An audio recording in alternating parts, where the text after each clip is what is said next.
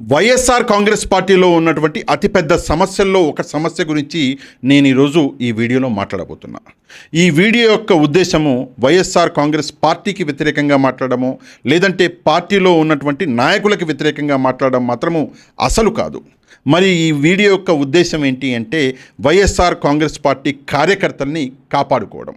2029లో వైఎస్ఆర్ కాంగ్రెస్ పార్టీని పవర్లోకి తీసుకురావడం మాత్రమే ఈ వీడియో యొక్క ఉద్దేశం. ఇక మీ ఉద్దేశం కూడా అదే అయితే తప్పకుండా వీడియోని ఒక లైక్ చేసి షేర్ చేయడం మాత్రము అసలు మర్చిపోవద్దు. ఏంటి ఈరోజు నేను మాట్లాడబోయే ఆ సమస్య ఏంటి అంటే వైఎస్ఆర్ కాంగ్రెస్ పార్టీ కార్యకర్తలని వైఎస్ఆర్ కాంగ్రెస్ పార్టీ నాయకులు పట్టించుకోవట్లేదు. ఎన్నికల తర్వాత వైఎస్ఆర్ కాంగ్రెస్ పార్టీ కార్యకర్తలు కుటుంబాలతో సహా గ్రామాలు వదిలి ఎక్కడికో వెళ్ళి కూలీ నాలీ చేసుకుని బతుకుతున్న పరిస్థితులు మనం ఈరోజు చూస్తున్నాము. కానీ వైఎస్ఆర్ కాంగ్రెస్ పార్టీ నాయకులు మాత్రం ఆ కార్యకర్తలని పట్టించుకోవడం పక్కన పెట్టండి, అసలు ఆ కార్యకర్తల సమస్యలు ఏంటో కూడా వాళ్ళకి తెలియదు. వాళ్ళ నియోజకవర్గాల్లో ఉన్నటువంటి ఊర్లలో ఏం జరుగుతుందో కూడా వైఎస్ఆర్ కాంగ్రెస్ పార్టీ నాయకులకి ఈరోజు తెలియదు అంటే ఇంతకన్నా దౌర్భాగ్యం మరొకటి ఉండదు. నేను ఈరోజు జగన్మోహన్ రెడ్డి గారికి ఒక లేఖ రాయడం జరిగింది. సరే, ఆ లేఖ సారాంశం ఏంటి అన్నది కొద్దిసేపు తర్వాత చెప్తాను. అంతకంటే ముందు ఈ లేఖలు మీరు రాస్తున్నారు పాషా గారు, ఈ లేఖలకి ఏమన్నా రెస్పాన్స్ వస్తుందా అని మీరు నన్ను ప్రశ్నించవచ్చు. నేను పూర్వం కూడా జగన్మోహన్ రెడ్డి గారికి లేఖలు రాశాను. పూర్వం నేను రాసినటువంటి ఒక లేఖకి రెస్పాన్స్ అన్నది వచ్చింది. మరి నా లేఖకు వచ్చిందా లేదా ఆ రెస్పాన్స్ అన్నది యాదృచ్ఛికమా నాకు తెలియదు. కానీ నేను పూర్వం ఒక లేఖ రాశా. ఏంటి ఆ లేఖ అంటే గ్రామాలలో గ్రామ కమిటీలు వేయండి అని ఒక లేఖని రాయడం జరిగింది. అది యాదృచ్ఛికమా లేదా నా లేఖని ఎవరన్నా చదివారా తెలియదు. కానీ ఇమ్మీడియట్గా 3-4 రోజుల తర్వాత సజ్జల గారు బయటకు వచ్చి గ్రామ కమిటీలు వేయాలి అని ఒక అనౌన్స్మెంట్ చేశారు.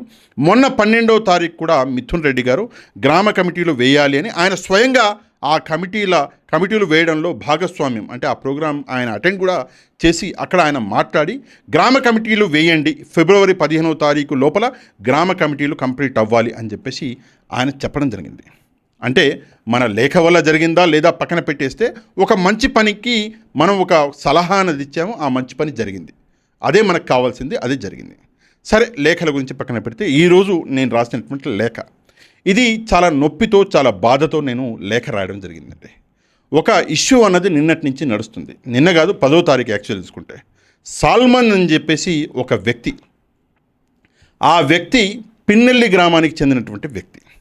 18 నెలలుగా, అంటే ఎన్నికల రిజల్ట్ వచ్చినప్పటి నుంచి ఆ వ్యక్తి తన భార్యా పిల్లలకి తన కుటుంబానికి దూరంగా ఎక్కడో బతుకుతున్నాడు.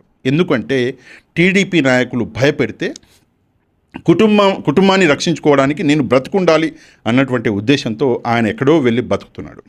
సరే, కుటుంబాన్ని చూడాలనిపించిందో లేదా పండగ నేను వెళ్ళాలి అని అనుకున్నాడో తెలియదు, 10వ తారీఖు ఆయన ఊరికి వచ్చాడు. ఊరికి వస్తే ఆ ఊర్లో తెలుగుదేశం నాయకులు కార్యకర్తలు కొంతమంది ఆయనని కొట్టి తలకాయ పలగొడితే 10వ తారీఖు నుంచి నిన్నటి వరకు, అంటే 15వ తారీఖు వరకు హాస్పిటల్లో అడ్మిట్ ఉండి తన జీవితంతో పోరాడాడు. కానీ నిన్న ఆ పోరాటం అన్నది ఆపేశాడు, అంటే చనిపోయాడు. చివరి శ్వాస అన్నది నిన్న పాపం ఆయన వదిలేశాడు. అంటే కేవలం ఒక పార్టీ తరఫున నిలబడ్డ పాపానికి, ఒక పార్టీ కోసం పోరాటం చేసిన పాపానికి ఒక నిండు ప్రాణాన్ని తీసేశారు. ఇక్కడ సమస్యలు 2. మొదటి సమస్య, ఇది ఎవరైతే చేస్తున్నారో వాళ్ళు మూర్ఖులు, ఇది కరెక్ట్ కాదు. నాయకులు రెచ్చగొట్టడము, రెడ్ బుక్ అనడము, కార్యకర్తలు తలకాయలు పలగొట్టడం, ఈ 2 కూడా చట్ట ప్రకారం నేరం. చేసేవాళ్ళు నిజంగా గాడిదలు, అందులో సందేహం లేదు. కాకపోతే ఆ విషయాన్ని పక్కన పెడితే ఈ కార్యకర్తల్ని పట్టించుకోవాల్సిన నాదుడెవడు అంటే ఈ కార్యకర్తలు ఎవరి కోసమైతే పనిచేస్తున్నారో ఆ నాయకులు పట్టించుకోవాలి. కానీ ఆ నాయకులు పట్టించుకుంటున్నారా? కనీసం ఆ నాయకులకి ఈ కార్యకర్తల సమస్యలు తెలుసా అంటే లేదు, తెలియదు. ఎందుకు నేను ఈ మాట అంటున్నానంటే పిన్నెల్లి గ్రామంలో దాదాపుగా 300 కుటుంబాలు ఆ గ్రామాన్ని వదిలిపెట్టి వెళ్ళిపోయాయి. ఆ 300 కుటుంబాలు వైఎస్ఆర్ కాంగ్రెస్ పార్టీ కుటుంబాలు. తెలుగుదేశం పార్టీ వాళ్ళు వార్నింగ్ ఇస్తే వాళ్ళు పాపం 300 కుటుంబాలతో సహా బయటికి వెళ్ళిపోయారు. మరి ఈ సమస్య అన్నది ఆ నియోజకవర్గం ఎమ్మెల్యే క్యాండిడేట్ వైఎస్ఆర్సీపీ నాయకుడికి తెలియదా? నేను కేవలం ఆయన్ని ఉద్దేశించి అంటం లేదు, ఇలాంటి సమస్యలు మొత్తం రాష్ట్రంలో ఉన్నాయి. నాయకులకు కనీస అవగాహన లేదా? లేకపోవడం వల్ల ఈరోజు ఏం జరిగింది అంటే ఆ కుటుంబాలకి అన్యాయం జరిగింది. మీకోసం పోరాడిన వాళ్ళు అన్యాయంగా ఎక్కడో కూలీ నాలి చేసుకుని బతుకుతున్నారు. పొలాలలో పని చేయవలసిన రైతులు పొలాలకి దూరంగా కూలీ నాలి చేసుకుంటున్నారు. ఇది ఎందువల్ల జరిగింది? కేవలం మీ నిర్లక్ష్యం వల్ల. మీకు ఒకవేళ అవగాహన ఉండి మీరు కాపాడగలిగి ఉంటే నిజంగా ఈరోజు ఈ సాల్మన్ ఎవరైతే చనిపోయారో ఆయన బతికేవాడు కదా. ఇది మొదటిసారి కాదండి, ఇంతకు ముందు కూడా ఇదే స్టోరీ మీరు ఎక్కడ విన్నట్టుగా కనిపిస్తుంటుంది. ఈ స్టోరీ అనేది ఇంతకు ముందు కూడా జరిగింది.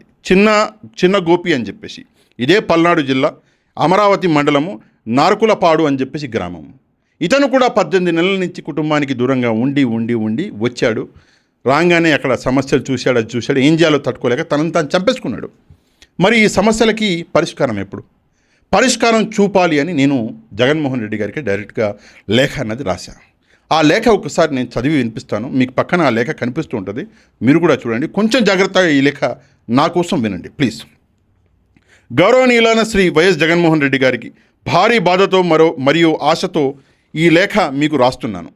2024 సాధారణ ఎన్నికల తర్వాత రాష్ట్ర వ్యాప్తంగా వైఎస్ఆర్ కాంగ్రెస్ పార్టీకి చెందిన అనేక మంది కార్యకర్తలు, వారి కుటుంబాలు తీవ్రమైన సమస్యలు ఎదుర్కొంటున్న విషయం మీ దృష్టికి తీసుకురావడానికే ఈ వినతి అని చెప్పేసి నేను ఒక విషయం ఇక్కడ రాయడం జరిగింది.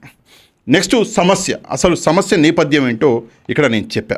2024 ఎన్నికల్లో వైఎస్ఆర్ కాంగ్రెస్ పార్టీ ఓటమి తర్వాత గెలిచిన టీడీపీ పార్టీ నాయకులు మరియు కార్యకర్తల చేతులలో అనేక గ్రామాల్లో వైఎస్ఆర్ కాంగ్రెస్ పార్టీ కార్యకర్తలు హింస, బెదిరింపులు ఎదుర్కొంటున్నారు.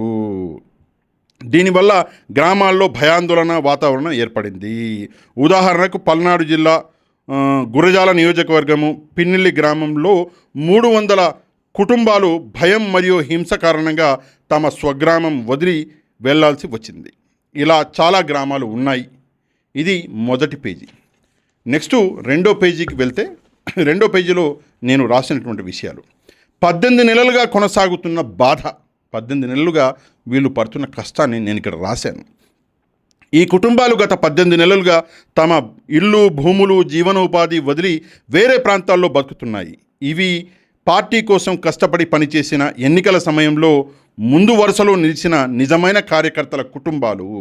వీళ్ళు కదా కార్యకర్తలు అంటే వీళ్ళు కదా పార్టీ కోసం ఏమేమి త్యాగాలు చేసిన వాళ్ళు.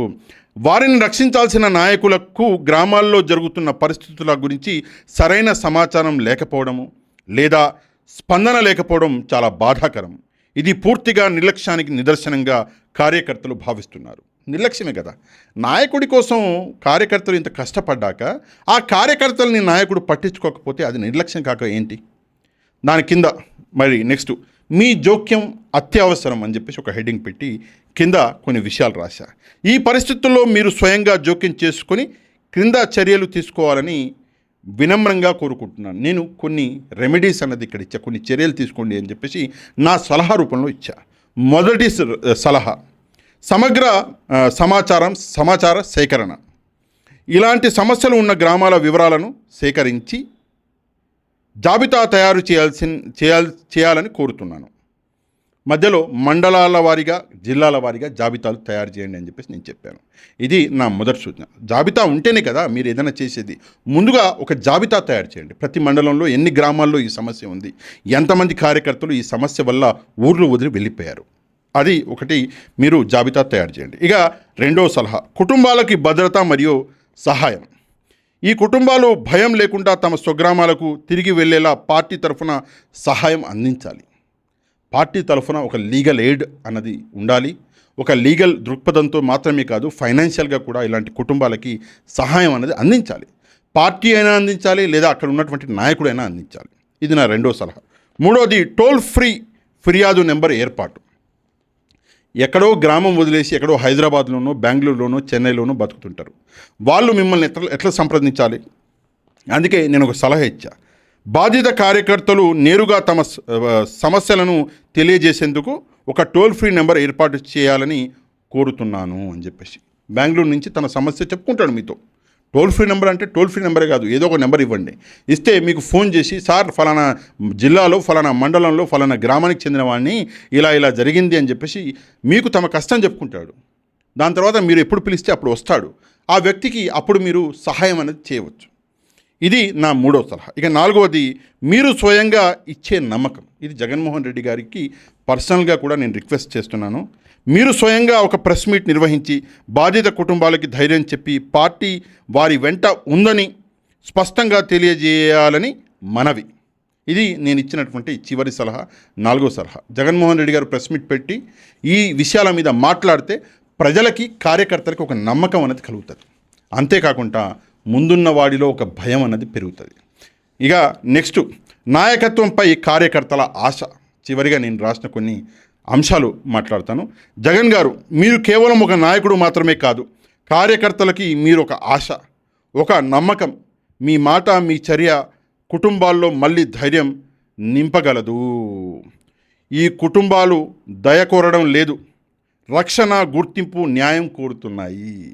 ఈ కుటుంబాలకి దయక్కర్లేదండి. దయందుకు, వాళ్ళే దయగలవాళ్ళు. అందుకే పార్టీ కోసం కష్టపడ్డారు. వీళ్ళకి ఏం కావాలి? రక్షణ, గుర్తింపు, న్యాయం కావాలి. వీళ్ళు పక్కవాడి ఇంట్లోకి వెళ్ళి ఉంటాను అంటలేదు కదా, వాళ్ళ ఇల్లు, వాళ్ళ భూమి, అక్కడికి వెళ్తానంటున్నారు. కాబట్టి వీళ్ళకి న్యాయం అన్నది అందించాల్సిన కనీస బాధ్యత అన్నది జగన్మోహన్ రెడ్డి గారికి, పార్టీకి, పార్టీ నాయకులకి ఉన్నది. ఈ వినతి అత్యవసరంగా పరిశీలించి చర్యలు తీసుకుంటారని ఆశిస్తూ వినయపూర్వకంగా M R Pasha, editor in chief, the media report. ఇది నేను రాసినటువంటి లేఖ. మీలో కొంతమంది అనొచ్చు, అదేదో డిజిటల్ లైబ్రరీ అని తీసుకొచ్చారు కదండి, మరి అది ఏది? మరి అందులో కూడా ఈ గ్రీవియన్స్ పెట్టొచ్చు కదా అని చెప్పి. రెండో విషయము, జగన్మోహన్ రెడ్డి గారు డిజిటల్ లైబ్రరీలో మీరు డేటా అన్నది పెడితే, మీ సమస్య పెడితే ఆయన అధికారంలోకి వచ్చాక న్యాయం చేస్తానన్నారు కదా అని చెప్పేసి కూడా మీరు అడగవచ్చు. ముందుగా 2 విషయాలు ఉన్నాయండి. ఈరోజు బతుకుంటే కదా రేపు మీరు న్యాయం చేసేది. ఈరోజు చచ్చిపోయిన వాడికి రేపు పొద్దున మీరు న్యాయం చేసి మరి చేసేది ఉంటుంది? ఏమీ ఉండదు కదా. అందుకే దయచేసి రేపు పొద్దున నేను అధికారంలోకి వచ్చాక న్యాయం చేస్తాను అనడం ఓకే, సరే, అది సెకండరీ. ఫస్ట్ ఈరోజు ఉన్న వాళ్ళని ఎలా కాపాడుకోవాలి అన్నది ముఖ్యం. డిజిటల్ లైబ్రరీ అన్నది కరెక్టే, న్యాయబద్ధంగా సమస్య పరిష్కరణ కానప్పుడు అప్పుడు ఇదే కరెక్ట్ వే, అంతకన్నా వేరే దారేం లేదు, నేను ఒప్పుకుంటా. కానీ రేపెప్పుడో అధికారంలోకి వచ్చే, అంటే 3 ఏళ్ళు ఉంది ఇంకా సమయం, 3 ఏళ్లలో ఎంతమంది ఈ సాల్మన్లు, ఎంతమంది చిన్న గోపీలు చచ్చిపోవాలి? అందుకే దయచేసి ముందుగా నాయకులతో ఒక మీటింగ్ అనేది పెట్టండి. పెట్టి నాయకులకు ఒక సీరియస్ ఒక వార్నింగ్ ఇవ్వండి. వాళ్ళ నియోజకవర్గాల్లో, వాళ్ళ గ్రామాల్లో, ఏ గ్రామాల్లో ఈ సమస్య ఉంది, ఎంతమంది కార్యకర్తలు, కుటుంబాలు గ్రామాలు వదిలి వెళ్ళిపోయాయి అన్న ఎంక్వైరీ అన్నది చేయండి. దాని తర్వాత వాళ్ళని లీగల్గా, ఆర్థికంగా ఆదుకోండి. దాని తర్వాత వాళ్ళ కుటుంబాలు మళ్ళీ తిరిగి గ్రామాల్లోకి వెళ్ళేలా చేయండి. ఇది మీ అందరి కనీస బాధ్యత. ఇంకా చాలా సమస్యలు ఉన్నాయి, చాలా సమస్యలు ఉన్నాయి. ఆ సమస్య గురించి నేను చాలాసార్లు ఈ వీడియోలు చేశాను. కానీ ప్రస్తుతం ఇది ఇంపార్టెంట్ సమస్య కాబట్టి నేను దీని గురించే మాట్లాడుతున్నాను. ఏది ఏమైనప్పటికీ కూడా సమస్యలు చెప్పుకుంటూ పోతే సభ్యత్వ నమోదు దగ్గర నుంచి మొదలుకొని ఎలక్షన్ కమిటీ దాకా మధ్యలో 50-60 పెద్ద ఇష్యూలు ఉన్నాయి. అవన్నీ డిస్కస్ చేద్దాం, 1 by 1 చేద్దాం. కానీ ఈరోజు ఈ సమస్య మాత్రం హైలైట్ అవ్వాలి. నాయకులు చేసిన తప్పిదమనాలో లేదా నిర్లక్ష్యమనాలో అది ప్రజలందరికీ తెలియాలి. తప్పకుండా ఈ వీడియోని ఒక లైక్ చేయడం మాత్రమే కాదు, ఈ విషయం మీద మీరేమనుకుంటున్నారు, నేను మాట్లాడిన విషయాల్లో ఏదైనా తప్పుందా, దయచేసి ఒక కమెంట్ అనేది చేయండి. ఇక మన ఛానల్ని సబ్స్క్రైబ్ చేసుకుని వాళ్ళు ఛానల్ని కూడా సబ్స్క్రైబ్ చేసుకోండి. నెక్స్ట్ వీడియోలో మళ్ళీ కలుద్దాం. అంతవరకు థ్యాంక్ యూ వెరీ మచ్. జై హింద్.